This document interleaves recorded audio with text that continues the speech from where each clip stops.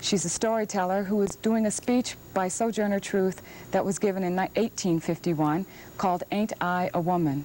Opalanga will be followed by Mr. Wardell Montgomery, who will recite 2 poems. We hope that you enjoy. This is the story of a woman who was born a slave in the Dutch West Indies.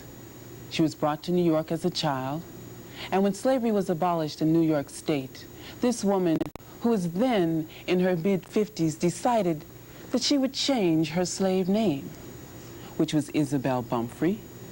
She decided that she would christen herself Sojourner Truth. Sojourner because she was going to travel up and down the United States. And Truth because she was going to speak out against slavery and speak up for women's rights. So we're quite fortunate to have a speech that Sojourner Truth gave at a women's rights convention in Akron, Ohio in 1851. Now, Sojourner was not a delegate to the convention. And it was felt by the delegates that she should not be allowed to speak, as they were fearful that the whole issue of slave rights would be confused with women's rights. So Sojourner sat in the back of the auditorium, listening. And when there was a lull in the proceedings on stage, Sojourner Truth arose, singing, "Whoa, whoa, freedom.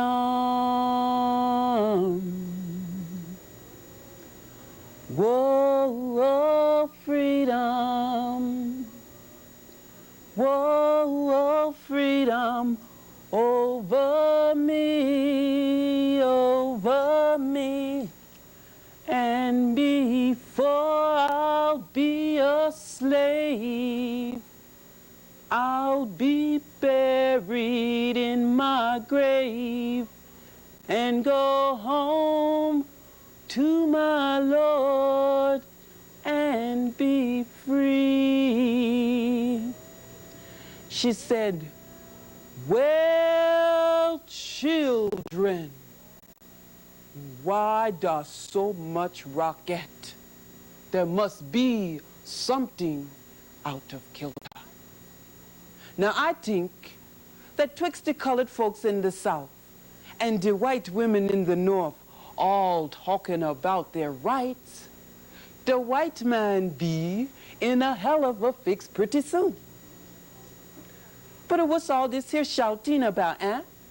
That man over there say that woman should be lifted into carriages and helped over mud puddles and given the best place everywhere.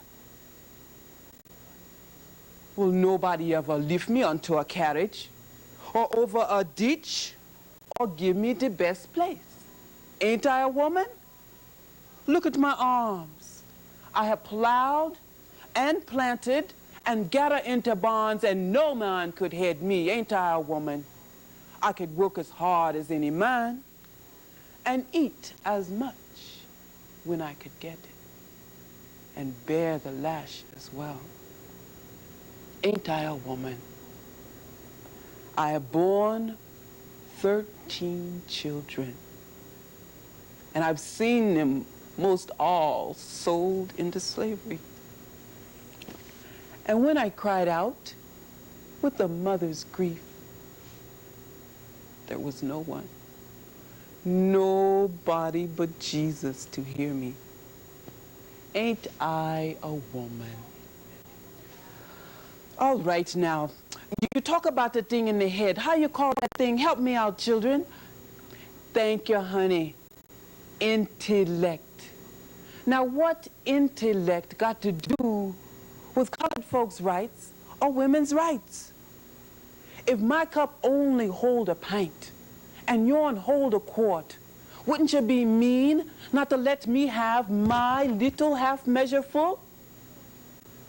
So the preacher man in the back there said that woman should not have as much right as man because Christ weren't a woman.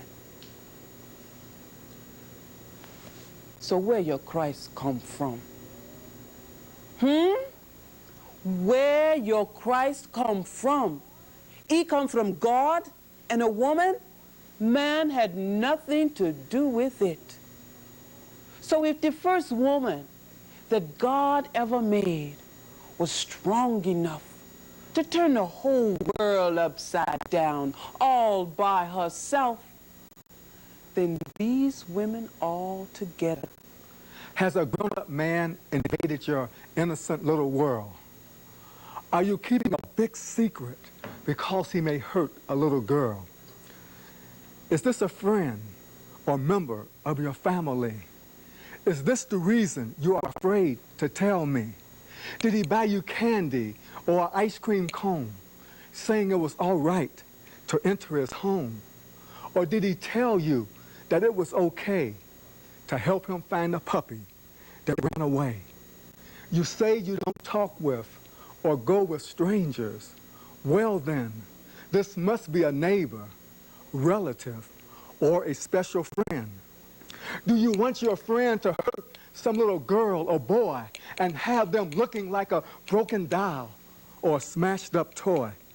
Your friend may not know the reason why he confuses little kids and makes them cry. He may not know why he's done those horrible things that he's done. He may have been hurt by a grown-up when he was very young. You can help your friend, and we can put him away so it can be safe for little girls and boys to play and have lots of fun with their books, games, and toys, for it's only just a short time they are little girls and boys. Harass me not. I gave my wife a new fragrance and perfume today. It's not that I'm jealous. She prefers it this way. This delicate fragrance is called Harrass Me Not. When her boss comes too close, it makes him stop. Harass Me Not is pleasant and mild. It's not the scent to drive a sexy boss wild. She dresses in proper attire, not to create a sexual desire. He's been reported by 3 secretaries before, but it's the women who lose their jobs, being thrown out the door. If I go down there and make a scene, my wife will be fired for having a husband so tough and mean. But if she places this special perfume on her desk, Harass Me Not is guaranteed to keep away this pest. And next to it, she has a picture of me wearing an awful frown, letting her boss know that I know he's an office sex hound. We have to embarrass her boss this way. She likes her work and she wants to stay.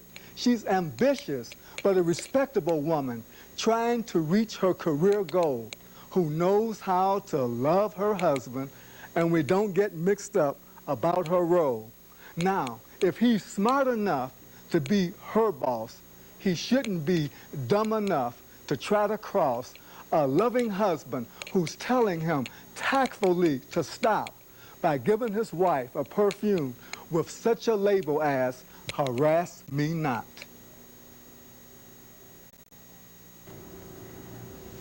A big thank you to both Wardell and Opalanga for sharing their incredible talent. We want to let you know before we